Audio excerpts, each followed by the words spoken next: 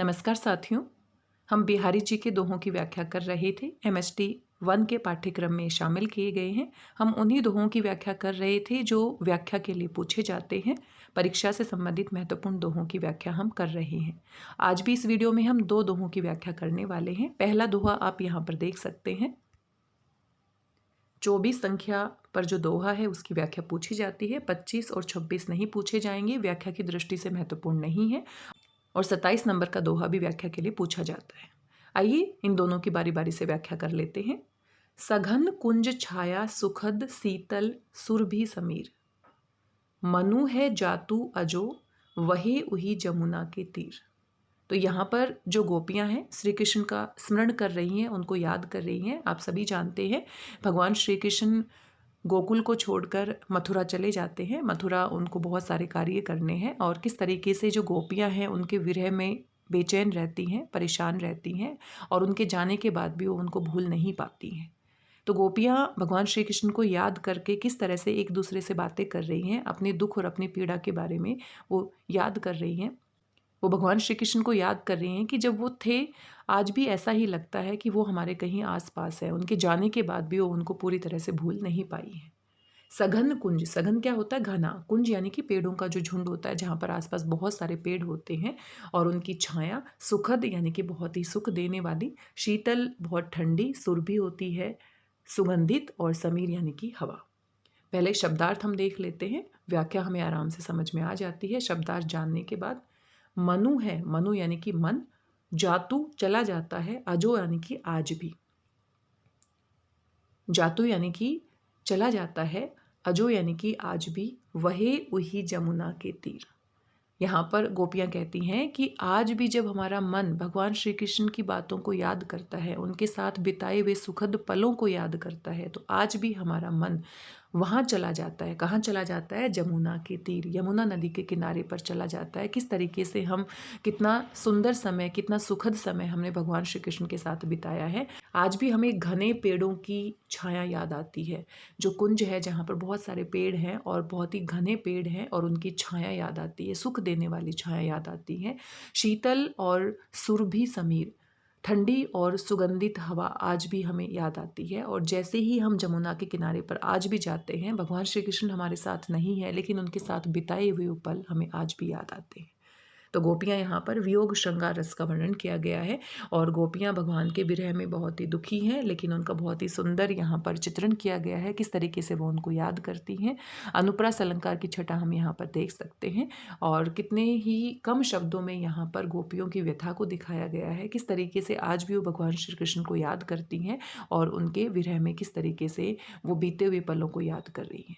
और वैसे भी हम देख सकते हैं जब हमारा कोई अपना हमारे साथ होता है और वो दूर चला जाता है, तो रह रहकर कहीं ना कहीं जिस स्थान पर हम मिलते थे वहाँ पर जाते हैं तो फिर से वो यादें ताज़ा हो जाती हैं, या जो भी छोटी मोटी बातें हमें याद आती हैं हमारा अपने रियल लाइफ से भी हम जोड़ कर देख सकते हैं। तो यहाँ पर भी जब गोपियाँ यमुना के किनारे जाती हैं तो वहाँ पर जैसे ही उन पेड़ों की छाया को देखती हैं, ठंडी हवा को देखती हैं, तो उनको वो सारी बातें याद आ जाती हैं जो भगवान श्री कृष्ण की मुरली सुनती थी, उनके साथ समय बिताती और किस तरीके से उनका जीवन बहुत ही अच्छे से बीत रहा था।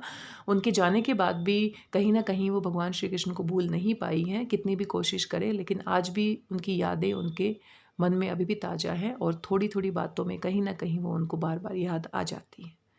और ये बिहारी सतसई से दोहा लिया गया है। तो जो आप इसका प्रसंग लिखते हैं तो आप लिख सकते हैं कि प्रस्तुत दोहा बिहारी जी द्वारा रचित बिहारी सतसई से लिया गया है और इसमें भगवान श्री कृष्ण के दुख में गोपियाँ उनको याद कर रही हैं, बातचीत कर रही हैं एक दूसरे से कि किस तरीके से वो जब भी यमुना नदी के किनारे जाती हैं, जब भी ब्रज में घूमने के लिए जाती हैं, तो वो सारी जगह देख कर उनको भगवान श्री कृष्ण के साथ बिताया हुआ पल याद आ जाता है।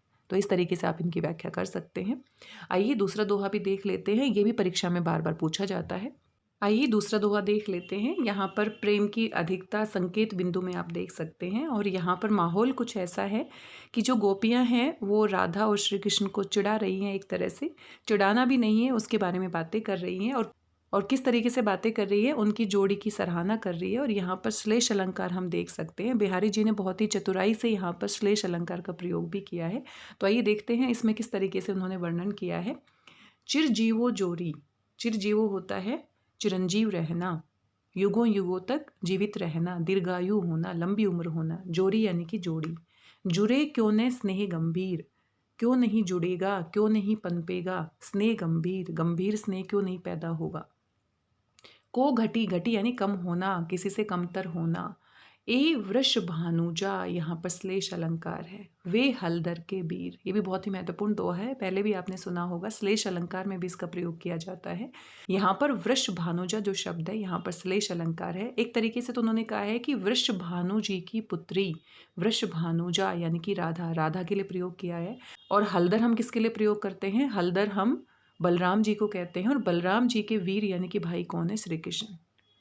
और दूसरे अर्थ में अगर हम श्लेष को देखें, यहाँ पर गहराई से देखें, तो वृषभ क्या होता है, बैल, और वृषभ अनुजा, वृषभ होता है बैल और अनुजा यहाँ पर अर्थ होता है छोटी बहन। अनुजा, अनुज छोटा भाई होता है और अनुजा छोटी बहन के लिए प्रयोग करते हैं। तो यहाँ पर बैल की जो छोटी बहन है उसके लिए यहाँ पर प्रयोग किया गया है। और हलदर के वीर यानी कि हलदर क्या होता है, बैल होता है, और बैल का भाई यानी कि बैल, तो गाय बैल की जोड़ी के रूप में भी यहाँ पर कहीं ना कहीं कल्पना की है। श्लेष अलंकार की छटा हम यहाँ पर देख सकते हैं। और हलदर, हलदर हम किसके लिए प्रयोग करते हैं, हल को चलाने वाले, तो पहले बैल की सहायता से हल चलाया जाता था। हलदर हम किसके लिए प्रयोग करते हैं, बैल के लिए। हलदर के वीर यानी कि बैल का भाई यानी कि बैल, तो गाय और बैल की जोड़ी के रूप में भी यहाँ पर कल्पना की है। तो यहाँ पर बिहारी जी कहना चाहते हैं कि जिस तरह से गाय और बैल की जो जोड़ी है वो बहुत ही सुंदर लगती है और उनके बीच में स्नेह पनप जाता है, तो यहाँ पर दूसरे अर्थ में वृष भानुजा राधा जी के लिए प्रयोग किया गया है और हलदर के वीर यानी कि भगवान श्री कृष्ण के लिए प्रयोग किया गया है। तो गोपियाँ कहीं ना कहीं व्यंग कर रही हैं कि इन दोनों की जो जोड़ी है गाय बैल के समान जोड़ी है और इन दोनों के बीच में बहुत ही स्नेह, गंभीर स्नेह फलने फूलने का आधार है, क्योंकि कोई एक दूसरे से कम नहीं है। को घटी, कोई एक दूसरे से कम नहीं है, दोनों ही श्रेष्ठ हैं अपने आप में। एक वृष भानुजा है, राधा है, और दूसरे भगवान श्री कृष्ण है। एक गाय है और एक बैल है, तो दोनों की जोड़ी बहुत ही सुंदर है और चिरंजीव रहे, इस जोड़ी को आशीर्वाद मिले, दीर्घायु रहे, इस तरह की यहाँ पर गोपियाँ आपस में बातचीत कर रही हैं। और कहीं ना कहीं तीसरा अर्थ भी यहाँ पर छुपा हुआ है, वृष भानुजा। अगर हम तीसरे अर्थ को, श्लेष को अगर हम देखें तो वृष और भानु, भानु क्या होता है, सूर्य, वृष भानुजा, तो सूर्य का जो प्रकाश होता है कहीं ना कहीं जो उनका तेज होता है, और साथ में हलधर शेषनाग के अवतार हैं, उनका भाई भी हलधर शेषनाग के अवतार हैं और उनका भाई भी उग्र स्वभाव का है। तो यहाँ पर दोनों का तेज जो है वो बहुत ही एक तरह से तुलनीय है और यहाँ पर कोई किसी से कम नहीं है, दोनों एक दूसरे के समान है और ये जोड़ी बहुत ही अच्छी लग रही है। तो इस प्रकार से यहाँ पर श्लेष अलंकार हम देख सकते हैं। वृष भानुजा और हलधर में यहाँ पर 3 अर्थों की कल्पना कवि ने की है। सीधे सीधे अर्थ में राधा जी के लिए प्रयोग किया गया है, वृष भानु जी की पुत्री यानी कि राधा, और हलधर के वीर यानी कि हलधर हम बलराम जी को कहते हैं, तो बलराम के भाई श्री कृष्ण।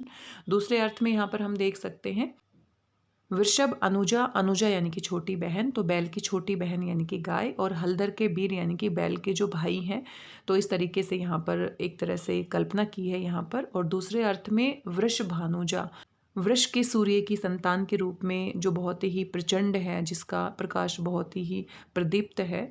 और दूसरा जो अर्थ है यहाँ पर हलधर शेषनाग के अवतार हैं, तो उनके भाई भी उग्र और एक तरह से उग्र और प्रचंड है, तो दोनों के स्वभाव में इस तरह से समानता भी आप कह सकते हैं। तो दोनों की जोड़ी बहुत ही श्रेष्ठ यहाँ पर बताई गई है। आशा करती हूँ इनकी व्याख्या आपको समझ में आई होगी।